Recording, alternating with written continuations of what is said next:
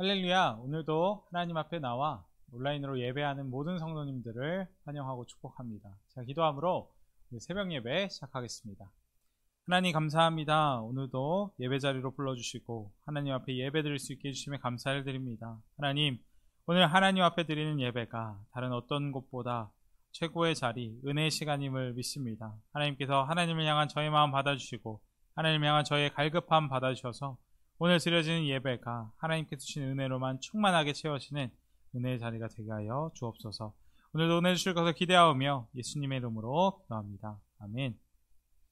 오늘 주시는 하나님의 말씀은 다니엘서 4장 19절부터 27절까지의 말씀입니다. 벨드사살이라 이름한 다니엘이 한동안 놀라며 마음으로 번민하는지라 왕이 그에게 말하여 이르기를 벨드사살아 너는 이 꿈과 그 해석으로 말미암아 번민할 것이 아니니라. 벨드사살이 대답하여 이르되 내 주여 그 꿈은 왕을 미워하는 자에게 응하며 그 해석은 왕의 대적에게 응하기를 원하나이다. 왕께서 보신 그 나무가 자라서 견고하여 지고 그 높이는 하늘에 닿았으니 땅 끝에서도 보이겠고 그 잎사귀는 아름답고 그 열매는 많아서 만민의 먹을 것이 될 만하고 들짐승은 그 아래에 살며 공중에 나는 새는 그 가지에 깃들었나이다. 왕이여 이 나무는 곧 왕이시라. 이는 왕이 자라서 견고하여 지고 창대하사 하늘에 닿으시며 권세는 땅 끝까지 미치심이니이다. 왕이 보신즉 한 순찰자 한 거룩한 자가 하늘에서 내려와서 이르기를 그 나무를 베어 없애라. 그러나 그 뿌리의 그루터기는 땅에 남겨두고 새와 노줄로 동이고 그것을 들풀 가운데에 두라. 그것이 하늘 이슬에 젖고 또 들짐승과 더불어 제 몫을 얻으며 7대를 지내리라 하였나이다. 왕이여 그 해석은 이러하니이다.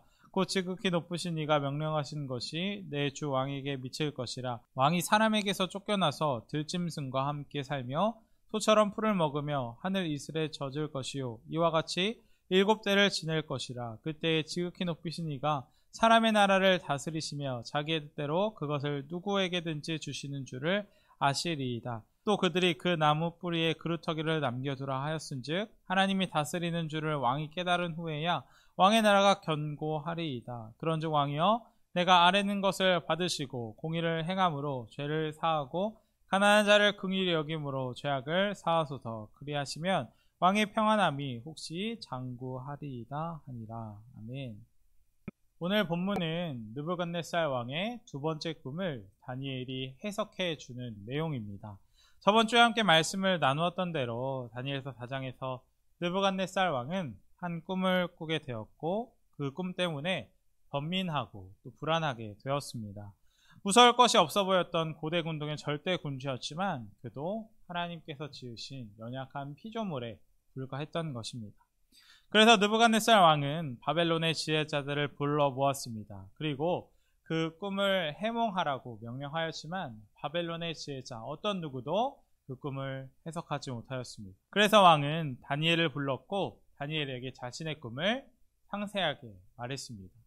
그 왕이 꾼 꿈의 내용은 이렇습니다. 키가 높고 잎도 무성하고 열매도 많은 새들과 동물들이 찾아오는 그런 거대한 나무가 땅 한가운데 있었습니다. 여기까지 들으면 너무나도 평화로운 내용의 꿈입니다. 그런데 갑자기 장면이 바뀌면서 끔찍한 일이 벌어지게 됩니다.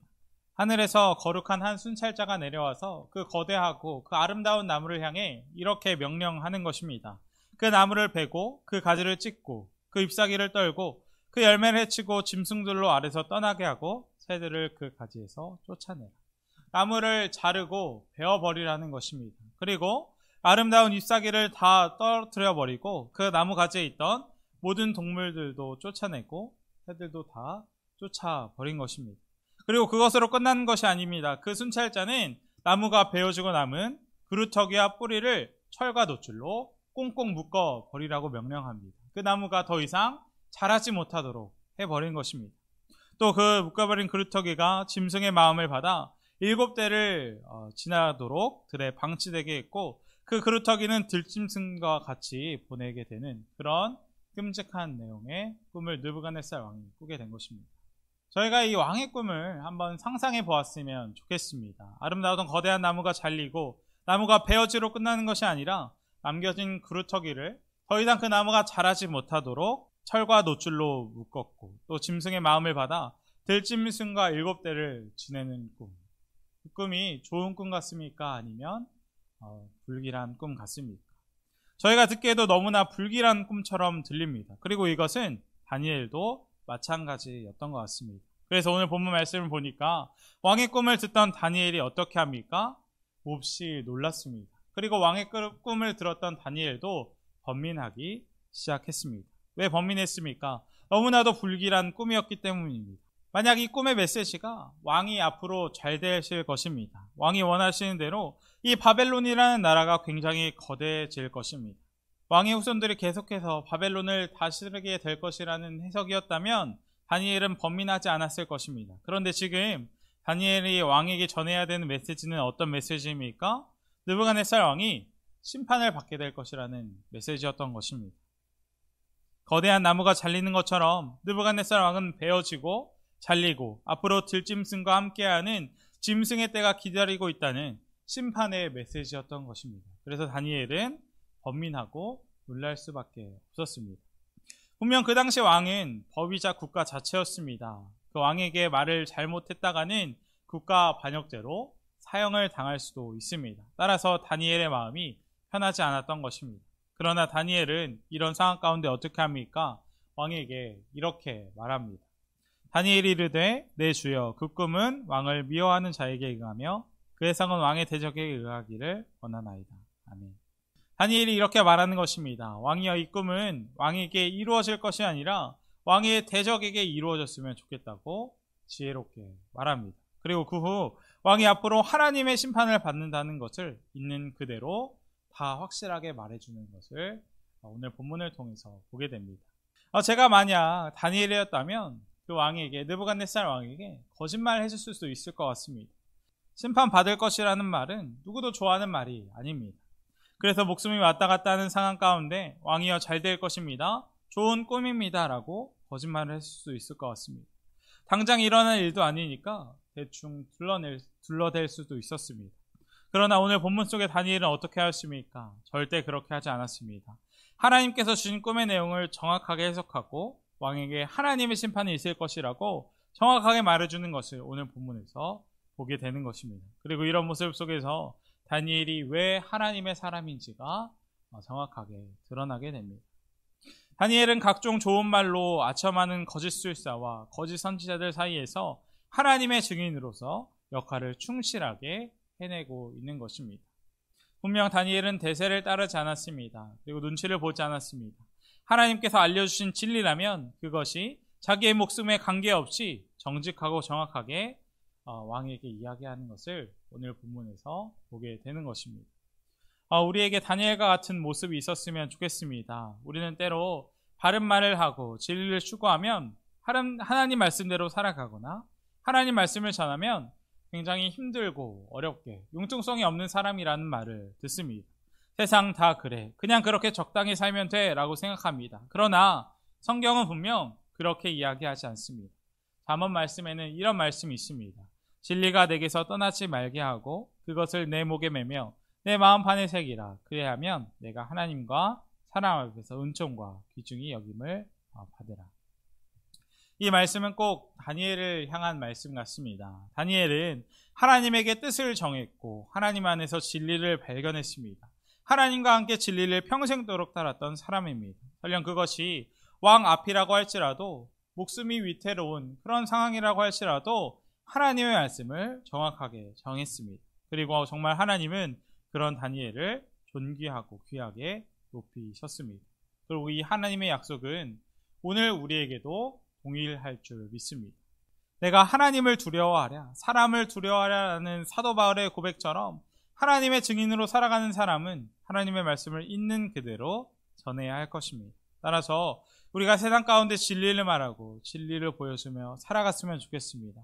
하나님의 말씀에 목을 메고 하나님의 말씀을 우리 마음판 가운데 새겼으면 좋겠습니다. 그래서 우리가 누구를 만나든 또 어떤 말을 하든 하나님만 드러나고 하나님만 나타나 우리를 통해 생명이 전해지게 되고 많은 사람들이 진리를 알게 되는 또 하나님께 나오는 그런 역사가 있기를 주님의 이름으로 축복합니다. 이제 다니엘은 왕의 꿈을 해석하기 시작했습니다. 큰 나무는 바벨론 제국의 왕 느부갓네살 왕을 상징하는 것입니다. 느부갓네살 왕의 권세가 얼마나 강력했던지 왕의 감대함이 하늘끝까지 닿았고 왕의 통치가 땅끝까지 미친다는 것을 이 큰 나무는 상징하는 것입니다. 그리고 그 나무 아래는 뭐가 있습니까? 각종 동물과 새들이 있습니다. 이 동물과 새들은 자신의 이익에 따라 이기적인 계산 아래 빌부터 살아가는 느부갓네살 왕의 신하들을 의미하는 것입니다. 그런데 이때 누가 나타납니까? 거룩한 한 순찰자가 나타납니다. 그리고 그 나무를 베어버립니다. 가지를 자르고 잎을 떨어뜨립니다. 그리고 그 나무에 있던 새와 동물들을 다 쫓아버립니다. 나무 뿌리에 그루터기만 남기고 다 잘라버린 것입니다. 하나님은 이 꿈을 통해서 느부갓네살 왕의 모든 것들을 다 잘라버리시겠다고 말씀하시는 것입니다. 그의 권력, 그의 나라, 그가 가지했던 것들을 다 잘라버리시는 것입니다. 그리고 하나님은 나무에 무엇만 남겨주셨습니까? 나무 뿌리에 그루터기만 남겨두셨습니다. 그리고 이것은 무엇을 의미합니까? 느부갓네살 왕이 자신의 모든 것이 다 잘린 후에야 오직 하나님이 세상을 통치하고 하나님께서 세상을 다스린다는 것을 깨닫게 되고 그때 느부갓네살 왕의 나라가 굳게 선다는 것을 의미하는 것입니다. 다시 말하면 느부갓네살 왕의 교만, 권력, 그가 의지했던 세상의 모든 것들이 다 잘려야 그가 진정으로 하나님이 누군지 깨닫게 되고 그제서야 느부갓네살 왕이 하나님이 누구인지 깨달아서야 하나님의 심판을 피할 수 있다라는 꿈인 것입니다. 그리고 이것을 볼 때 우리가 알 수 있는 것은 무엇입니까?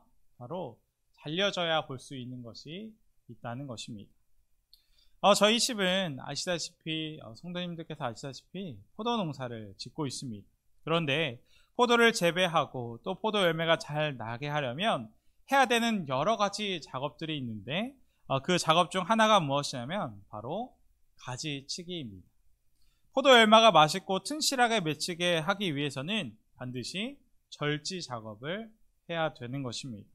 그렇다면 왜 가지치기를 합니까? 그 이유는 가지치기를 해야만 포도나무의 양분이 가지로 가지 않고 열매로 가기 때문입니다. 만약 가지치기를 하지 않는다면 나무가 크게 보이고 잎이 풍성해 보일지 모르겠지만 열매는 상품 가치가 없는 맛없는 열매가 되는 것입니다. 그래서 포도를 수확하기 전까지는 계속해서 필요한 나무 가지만 남기고 새로 자라나는 가지들을 잘라주는 작업을 해야 하는 것입니다. 그리고 이 가지치기는 포도나무뿐만 아니라 하나님을 믿고 살아가는 우리에게도 꼭 필요한 작업이 아닐까 합니다. 분명 주님은 우리에게 열매로 그들을 알리라 라고 말씀하셨습니다. 따라서 우리가 좋은 열매를 맺기 위해서는 가지치기를 해야 할 것입니다. 욕심의 가지, 탐욕의 가지, 우리에게 있는 죄악의 가지들을 다 잘라버려야 하는 것입니다. 만약 우리에게 하나님을 보지 못하게 하는 가지가 있다면 이 새벽 하나님의 말씀을 통해서 다 잘라내기를 주님의 이름으로 축복합니다. 그러나 만약 우리 손으로 그 가지들을 잘라내지 않는다면 우리에게도 느부갓네살 왕처럼 하나님의 심판이 있게 될 것입니다. 분명 오늘 느부갓네살 왕의 꿈은 하나님의 경고입니다. 하나님은 오늘 이 꿈을 통해서 느부갓네살 왕이 최종 심판의 때까지 회개할 수 있는 시간을 주신 것입니다. 그리고 이것을 통해서 우리가 알 수 있는 것은 무엇입니까? 하나님은 누구도 사랑하신다는 것입니까? 바로 이 느부갓네살 왕도 하나님께서 사랑하신다는 것입니다. 느부갓네살 왕에게 하나님께서 기회를 주셨던 것입니다. 그리고 이것은 우리에게도 하나님의 기회가 있다는 것을 다시금 깨닫게 해줍니다. 베드로후서 3장 9절 말씀을 보면 베드로후서 기자는 이렇게 이야기합니다. 오직 주께서는 너희를 대하여 오래 참으사 아무도 멸망하지 아니하고 다 회개하기에 이르기를 원하시느니라. 아멘. 하나님의 뜻은 아무도 멸망당하지 않고 다 회개하기에 이르기를 원하십니다. 거룩하시고 위로우신 하나님은 당장의 죄인들을 향해 진노의 심판을 내려야 마땅합니다. 그러나 하나님은 그렇게 하지 않으시고 우리를 긍휼히 여기시고 불쌍히 여기심으로 오래 참으시는 것입니다. 따라서 이 느부갓네살 왕의 꿈은 기회라고 할 수 있는 것입니다. 하나님께서 주신 기회입니다. 그러나 분명 우리가 기억해야 할 것은 무엇이냐면 이 하나님의 기회가 무한히 제공되는 것은 아니라는 점입니다. 하나님은 분명 오래 참는다고 하셨지 영원히 참는다고는 하지 않으셨습니다. 우리는 때로 하나님의 심판을 잊고 살아갈 때가 많이 있습니다. 그래서인지 주님의 사랑만을 생각하며 신앙생활을 합니다. 그러다 보니 우리가 때로 이렇게 생각할 때도 있습니다. 이 정도의 죄는 사랑의 주님이 용서해 주시겠지. 이 정도는 괜찮겠지. 회개하면 되겠지라는 생각을 합니다. 그러나 분명한 것은 마지막 날 주님의 심판이 있다는 것입니다. 그리고 이것을 기억하는 사람은 주님에 대한 거룩한 두려움이 생길 것입니다. 분명히 거룩한 두려움은 우리가 하나님을 믿는다는 증거일 것입니다. 이 두려움 때문에 우리의 은밀한 죄가 다 사라지게 되고 더 이상 주님을 만나기 전처럼 내 마음대로 살 수 없게 되는 것입니다. 분명 하나님께서 느부갓네살 왕에게 주었던 기회는 오늘 우리에게도 동일하게 주어진 기회인 것입니다. 그리고 다니엘은 이 기회, 하나님께서 주신 이 기회 시간을 어떻게 살아가야 할지 느부갓네살 왕에게 이렇게 권면합니다. 27절 말씀입니다. 그런즉 왕이여 내가 아뢰는 것을 받으시고 공의를 행함으로 죄를 사하고 가난한 자를 긍휼히 여김으로 죄악을 사하소서. 그리하시면 왕의 편안함이 혹시 장구하리이다 하니라. 아멘. 느부갓네살 왕이 받게 될 심판을 피할 수 있는 대안으로 제시된 것이 정의와 자비였다는 사실은 오늘날 우리에게 전하는 메시지가 적지 않습니다. 오늘날 한국교회는 수만 명이 모인다는 대형교회, 수천억이 들었다는 예배당 건물, 지역 정치인들이 당락을 결정할 수 있을 만한 정치력 등을 소유하고 있습니다. 하지만 느부갓네살 왕처럼 자아도취에 빠져서 하나님을 두려워하지 않고 온갖 불법과 부정부패와 폭력과 성범죄로 얼룩져가고 있는 우리의 현실을 보게 됩니다. 그리고 이것은 앞서 말했듯이 우리도 예외는 아닙니다. 이대로 회개 없이 나아간다면 하나님의 심판이 있다는 것을 잊고 살아간다면 얼마 지나지 않아 느부갓네살 왕에게 임할 심판이 우리에게도 임하게 될 것입니다. 말씀을 마치겠습니다. 우리가 하나님 심판 앞에 언제나 두려움과 떨림으로 구원을 이루어가는 우리 모두가 되었으면 좋겠습니다. 다니엘처럼 하나님의 증인으로 우리를 통해 하나님만 드러내고 또 우리에게 필요 없는 죄의 가지들을 쳐내며 하나님의 심판, 하나님의 기회 앞에 하루하루를 거룩한 두려움으로 살아가는 우리 모두가 되기를 주님의 이름으로 축복합니다. 함께 기도하기 원합니다. 먼저 기도할 것은 하나님께서 거대한 느부갓네살 왕의 가지를 자른 것처럼 우리 삶에도 필요 없는 가지들, 탐욕의 가지, 욕심의 가지, 죄의 가지들을 잘라내기 원합니다. 분명 하나님 앞에 최후의 심판이 있습니다. 우리가 거룩한 두려움으로 하루하루를 두려움과 떨림으로 구원을 이루어가는 우리 모두가 되게 해달라고 기도하겠습니다. 두 번째로 기도할 것은 오늘은 추석 명절의 마지막 날입니다. 하나님께서 동대문의 모든 가족들의 발걸음을 지켜달라고 기도하고 나라와 민족, 교회와 교회학교 하는 분들을 위해 함께 기도하겠습니다. 자, 기도함으로 오늘 모든 말씀 마치겠습니다. 하나님 감사합니다. 오늘 느부갓네살 왕의 두 번째 꿈을 보며 다시 한번 기억하기 원하는 것은 하나님께서 세상을 다스리시고 주관하신다는 사실입니다.